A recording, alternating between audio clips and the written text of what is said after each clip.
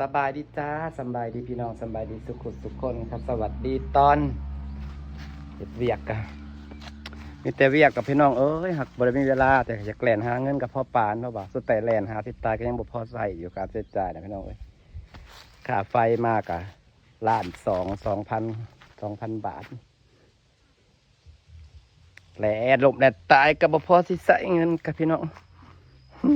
มีแต่การใช้จ่ายสวัสดีพี่น้องเวียกอยู่เฮือนนี่ก็หลายแต่ก็ยังโลภเพจไว้ก่อนแล่นไปหาถ่ายคลิปหาเงินก่อนสิไปหาอำมาลาอีกจากเที่ยวแมมซูมือนี่แหละพี่น้องข่าวเบิ่งมันแย่เขาจะเฝ้าเบื่อเขาจะไปดูค่อยหาเงินบกกลุ่มเจ้าของนี่บางแน่หน่อไม้มันขึ้นลายได้ว่าจะหักหน่อไม้นี่มันใบมันจากลายนะพี่น้องใบมันลายมันจากเปื่อยไปแต่สิตัดแต่งกิ่งก่อนแต่งกิ่งเพราะว่าลำเพิ่นนี่มันกระลายแหงลำมันออกมาลายแล้วสิตัดแต่งกิ่งตัวนางไอ้จำไว้น่ะก็ออกแล้วได้ต้นไม้หลังจากเขาตัดอันนี้มันกระสีงามนะพี่น้องมันดีใจต้นหมากอันนี้นั่งกระงามหมดแล้วต้นนี้เสียให้เบิ้งอันนี้ที่นั่งอันนี้ไหวได้พี่น้องมันก็เริ่มแตกหักลายแล้วบ่ทางบอดี้แส่เนี่ยแส่ที่ถังไว้เลยบริหารเดินเอาไปปลูกเน็บลงให้ได้มันก็ออกเป็นแหนงหักก็กำลังเริ่มออกกำลังเริ่มออกหักตัวใดบ่ออกวะนี่ตรีก็ออกหักลายแล้วแส่ไว้อย่างซี่แหละพี่น้องแส่แต่ว่าแส่น้ำในถังบริถ่ายมันจะออกลายอันนี้ก็ได้ออกหักเลยบริตายเด้อบางก่อนตัวใดบ่ออกอันนี้ก็เริ่มออกหักคือกันแต่บ่ออกแหนงมันสิแส่น้ำน้องเพราะว่าอันนี้แส่ในถังไว้นี่ก็เริ่มออกหักเอาไว้ขยายพี่น้องอันนี้ก็เริ่มออกหักออกอันนี้ก็ออกคือกัน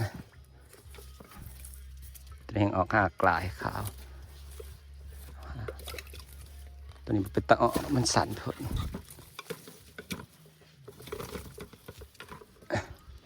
ตัวนี้กำลังเริ่มออก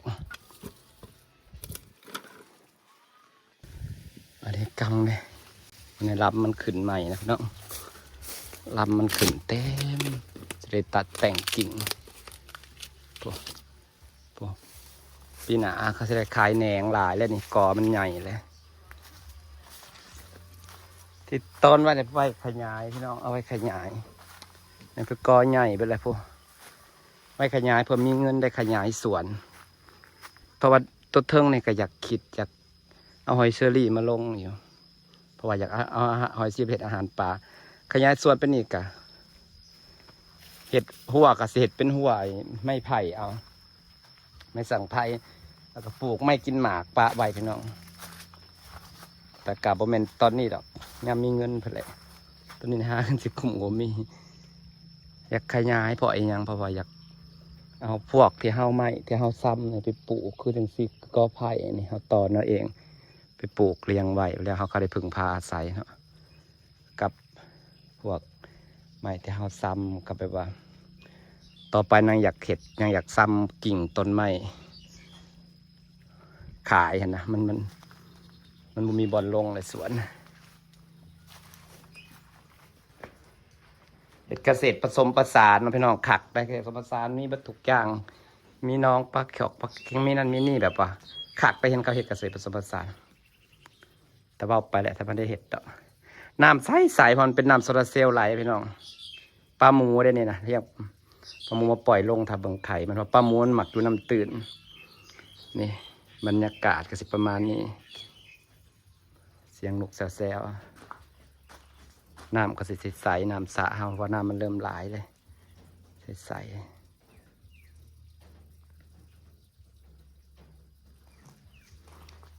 นี่พี่น้องน้ำตกใสๆเฮาสิไปบ้านอำมาลาได้จ้ะพี่น้องจ้านี่ค่ะบรรยากาศสิประมาณนี้ละค่ะไปอีกแล้วซอดพุ่นอีกแล้วไปหาถ่ายคลิปน้ำมูกพี่น้องเอ้ยถ่ายอยู่เพื่อนก็มีพอได้เบิ่งเสียงนกแซวต้นลำซ้ำนี่งามนะกำลังเฮียนซ้ำเนี่ยไม่แต่ละอย่างเฮียนซ้ำกำลังซ้ำไว้อยู่หูสิติดปติดปอกัดถ้าเบิ่งไปแล้วพี่น้องทุกอย่างมันต้องเฮียนไปตามขั้นตอน อกกระเจียวไปเมื่อวานนี่กาบ่ได้มากลางคืนก็เลยบ่ได้3เพืองมาใส่ดอกกระเจียวโอ้ยใส่เพืองใส่ดอกเสียหาเอาแถวนี้แหละบ่อยากใส่รถใหญ่ดุพี่น้องมันใส่ดุหลายกับช่วงนี้เฮาหาเงินบ่ได้เฮาก็อยากเซฟค่าใช้จ่ายเจ้าของเนี่ยพี่น้องเป็นช่วงหาเงินบ่ได้ก็ได้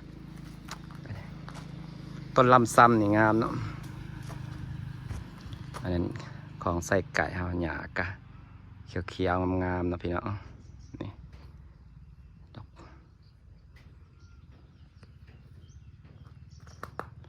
นี่ไม้กำลังแตกยอดสีเขียวอีกประมาณอาทิตย์2 อาทิตย์มันก็สิมืดตึ๊บจ้ะกำลังแตกเขียวพี่น้องเอ้ยอย่างแต่แนวอยากได้แนวอยากเห็ดนะ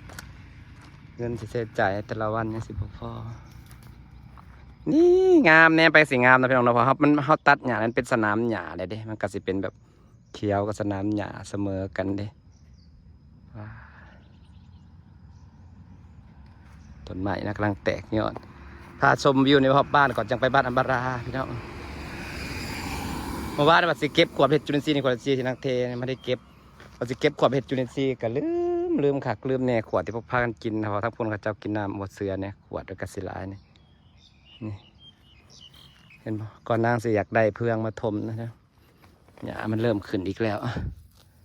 เพื่องมันหน่อยเห็นได้เพื่องมันบางที่เขาถมนี่นะก็เลยไปป่ะไม่ไปป่ะเที่ยวดูลายกันเติมน้ำมันบ่พอคือตายวะลมน้ำบ่ถึงบ่สุ่มเขาบอกดอกกระเจียวหมักสุ่มโอ้กำลังงามแต่ใครมันงามคือของสลอยกำลังเขียวงามปลูกหลายฟังเพลงกับข่าวกับบรรยากาศครึมๆขนาดพี่น้องสบายมาฮอดบาทอำมาลาแล้วเสียงเพลงกับข่าวกับบรรยากาศได้ออกครึมๆมาถึงอีกแล้วจ้าสุ่มเฮาเสียงระฆังฟังไกลๆมันกระเพลินอยู่เด้ได้บรรยากาศอยู่เด้เสียงเพลงนะ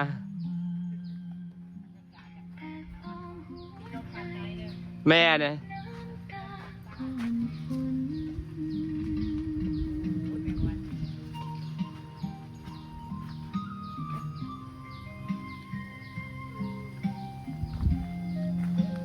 คือได้มาสอดพี่ปะฮะบ่พอยุหอบมาบ่คือได้มาหอดพี่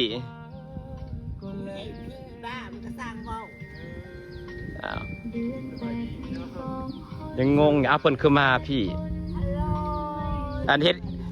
คลิปเพิ่นพาดนะตื่นมาเลือดเห็นคลิปเพิ่นผ่านก็อยู่ในตู้มันมาบ่วะเลยเซตมาถามอยู่ใจยูทูบอัมมาลาเอ้าคือได้มา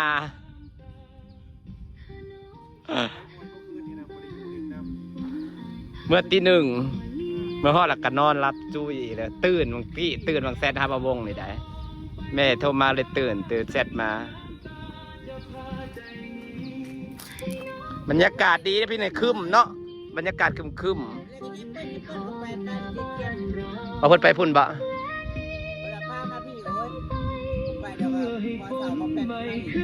เนาะเขานัดมามื้อนี้บอกบ่ทันมาปลาทับทิม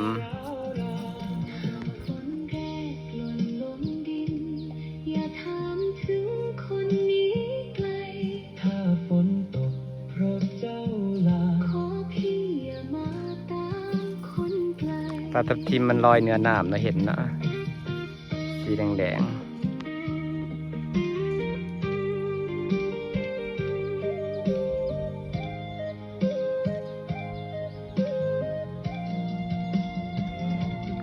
ปลาทับทิมนะมันเห็นขักเลยมันลอยขึ้นมาเนาะตัวใหญ่คือสีแดงงาม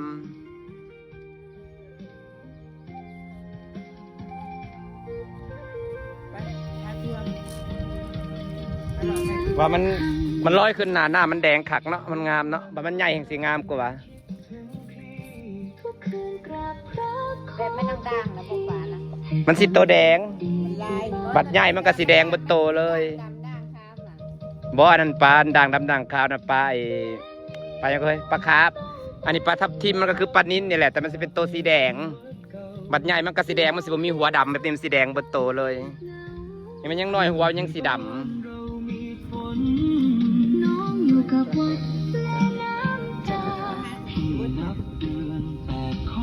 ซื้อมาไว้โลด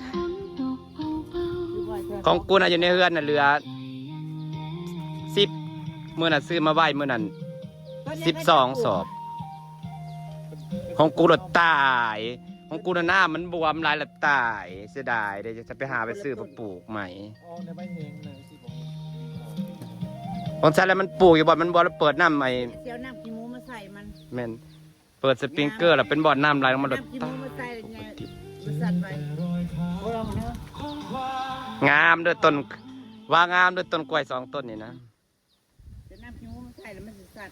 แม่นนะ ดูพวกมีเลิศ คนรอปลูกมันก็งามคนรอปลูก แม่นบ่เจ้าบ่ปลูกนะ แม่น ทีนี้นี่ เอาขีบแตกมือกับขีบปลูกต้นกล้วยเลย ขับมาให้จะเป็นผู้ปลูกเนาะ บอกให้เพิ่นถ่ายปลูกคนละต้น คนละต้นข้างในต้นมึงนะ นี่แหละ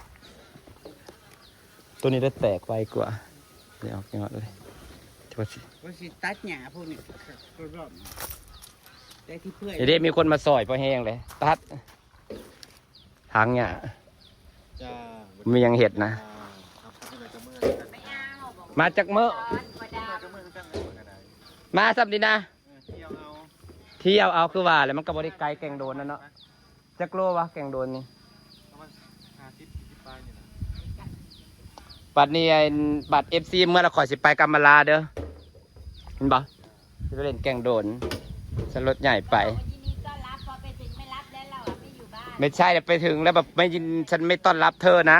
เผาบ้านถิ่นหมดแล้ว ย่านบ่เป็นหมาอยู่มันเป็นจังหัวปีกใหญ่ เป็นมันไม่ได้ฮอดขวบมันเป็น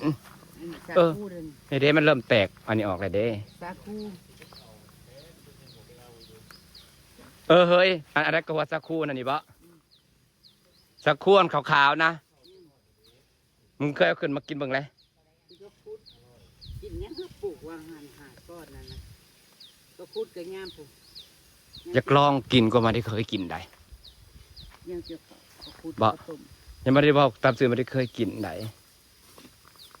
นี่ต้นอันนี้นะกูว่า เห็นน้ำใหม่ออกบนที่กินสุปลาบเลยลายเลย ในเรือนนะสับลาบอย่าทำบริแต่ง อันนี้นะเฮ้ยมันสายพันธุ์มันจะคือต้นทุเรียนกูว่าเนาะเอากิ่งทุเรียนมาตอนใส่มาสิติดปะวะ แต่มันปลูกบนเนี่ย อันนี้ปลูกบ่ยากต้นมะเขียบบ้านเฮานี่กำลังติดกำลังงามต้นมะเขียบฝรั่ง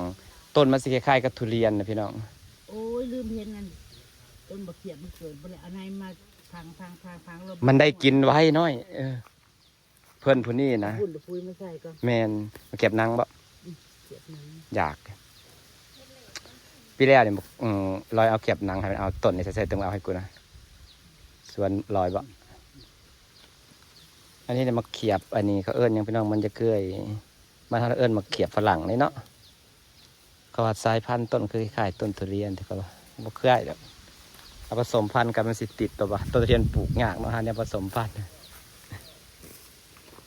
ปลูกทุเรียน วันนี้บ่าววงมากเลยมาเล่นแต่ว่าพี่เปิ้ลเพิ่นไปบ้านนะเพราะว่าแบบมันขึ้นมันกับเป็นลำใหญ่ๆเนาะเฮ้ยมันตกแรงมานะเขาหดน้ำเขาจะได้กินยอดวันนี้เขาตัดนี่นะมันสิตัดสูงอยู่บ่มันสิไว้หลายบ่ กัดซ้ำประมาณนี้เว้ย ในซ้ำยืดถึงนี่เนาะ ก่อนนะ เอาไว้นะเอาไว้ซ้ำบัดนี้มันขึ้นต่อไปแล้วก็ตัดเนาะลำใหญ่เลย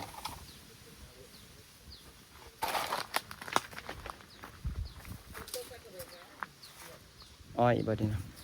บ่ได้ไปใส่พี่น้องมันขาสร้างมา เพิ่นสิมาเบิ่งมื้อนี้บ่ เขาบ่แป๊บมาหามาเล่น เขาสิมาเฮ็ดเทือนพี่น้องเฮ้ยบักพิลากูปลูกมันบ่เป็น ตัวใหญ่ไว้เนาะปลูกให้ปลูกเนาะ ขนาดมึงเอาพุ่นมาลงให้มันเนี่ยนี่นะขนาดว่าได้ใส่พุ่นได้นี่นะ มันจะว่ากินก่อน เออ แต่มันใหญ่แต่มันสีงามใหญ่แบบไส้ใหญ่ขึ้นมาจักหน่อยพอเป็นวิวนะเฮ้ยนี่หมักพิราน่ะกุ๊กกูน่ะ ใหญ่ไว้นี่ใหญ่ไว้ พวกกูน่ะตายน้อยร้อยเอาให้นะบ่ขึ้นซ้ำมันเป็นน้ำหยังของมึงบัดงามหมักพิรา เป็นบุ้งเป็นเพี้ยเลย คอยร้อยกันก็งาม ตัดเนาะเฮาว่าตัดลงให้มันต่ำแล้วให้มันแตกขึ้นใหม่เฮาว่าแม่นงามต้นหมากพิราเพิ่นว่าของเต็มมันบ่งามเฮ็ดเด้ต้นหมากอันนี้กระติดแต่นี่นะมันก็บ่ได้หมักน้ำเกินดอกของเต็มไปปลูกไอ้ริมบ่อนน้ำไหลลงไปก้อนกันเลยเหี่ยวเบ่เลยจักว่าสิตายบ่จักข้างๆคลองใส่ไก่เต็งนะ ต้นกินกะต้นนี้คือมันน่าตายจะได้พงอะไรมาวาดไว้มันตาย มันตายแล้วบ่แม่นติ ออกห่างออกทิ้งอยู่นี่แหละ ยังออกอยู่ เอาทิ้งออกนี่ อันนี้ตำลึงบะ บ่มี แค่ยังเซยนี่นะ แค่ขาวเดี๋ยวไปแค่แดงนะเว้ยปลูกได้แค่แดงเอาปลูก หญ้าชาวมาปลูกบ่นี่นะ งาน อันนี้ปะ เช้าว่าปลูกรอบๆอีกจัง หญ้าเอามาแต่เป็นนะ เอาอยู่ทางน้องดิ อ่าฮะคนละพันธุ์กันเลยนี่ไงมะนาว คุณแม่นี่นะบริกินกับบุ้งร้าย เมนบงหมักที่สุดก็คือต้นหมักนาวต้นหมักกูด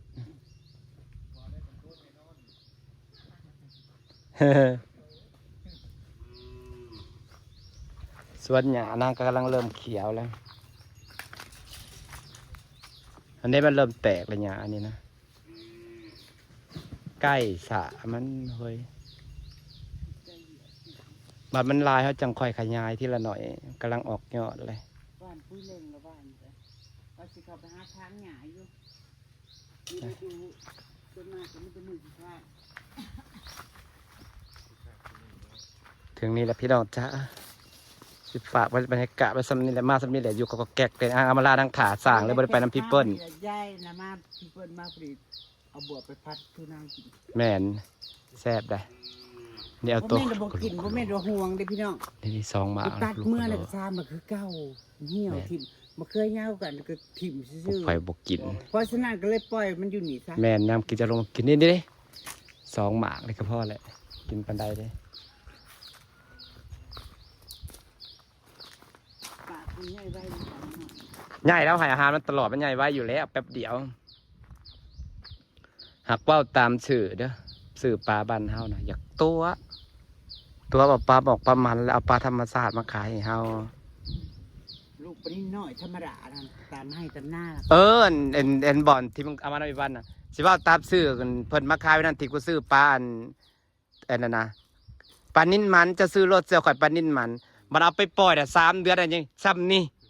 สู่ปลาได้น้องข่อยต้องเกิดเองนะจนแบบ3 ตัวโลเลยปลาได้น้องต้องเกิดเองผู้ว่าบ่แม่นมันนะเพิ่นผู้มันน่ะยัง3 นิ้วแคเล็ดคือเก่าอยู่ปล่อยในคลองก็ใส่ไก่นะแบบเป็นปลานิ่นคือบ้านเฮานะเฮ้ยปลานิ่นน้อยๆกระหลอดออกมาแล้วก็ไข่รถนะ หักปลาได้น้องเตียงมันบริน้อยได้พี่ได้มันจังไข่นะครับจ้างพามือ2-3 ตัวโลที่เตียงซื้อปลามันมาแล้วมันกะเศร้าเป็นมันไข่นะมาพ่นมาขายนั่นบนเขาไก่ตักขึ้นมาน่ะ2 เดือนแล้วตักมายังซ้ำนี้นะไข่เลยเห็นบอกอำมาลาเอาของไอ้วันมาปล่อยมันบ่ได้ใหญ่เลยซ้ำนี้มันไข่เลย เอาให้เงิน 3 นิ้วนะไข่แล้ว ทำมือไข่แตก 3 นิ้วนี่บ่ได้ใหญ่ปลาน้องเต็งยังไงเดี๋ยวเฮ้ยเอาขึ้นมาเมื่อเต็มขึ้นมาแล้วจางพามือนี่3 ตัวโล 2 ตัวโล ตั้งแล้วก็พอดีแล้วนะ พอดีกินเขาตัวขาย